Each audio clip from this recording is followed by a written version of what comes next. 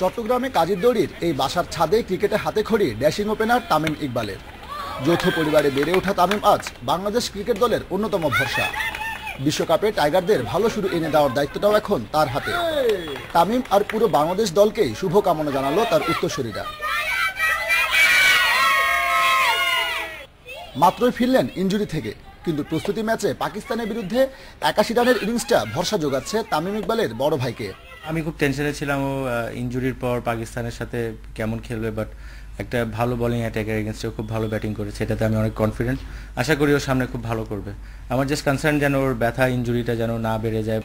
2007 বিশ্বকাপে ভারতের বিরুদ্ধে তামিমের সেই ঝড়ো ইনিংসটা তাকে এনে দিয়েছিল মারকুটে ব্যাটসম্যানের স্বীকৃতি, যার সুবিচার তিনি শেষ কয়েক ম্যাচে করতে পারেননি।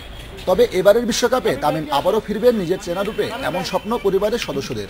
অবশ্যই তামিম থেকে আমরা ভালো আশা করি, সে ইনশাল্লাহ ভালো খেলবে এবং বাংলাদেশও ভালো করবে। 2007-এর মতো তারা আবার পারফরমেন্স দেখাবে। তো আপনারা সবাই দোয়া করবেন। অবশ্যই সেঞ্চুরি আশা করছি আমরা, তার মধ্যে বাংলাদেশও ভালো করুক, এটাও খুব আশা করছি যেন বাংলাদেশ একটা ভালো পারফরমেন্স দেখায়।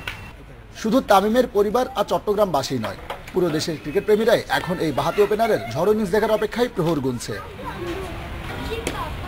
Sabbir Irfan, independent news, Chittagong.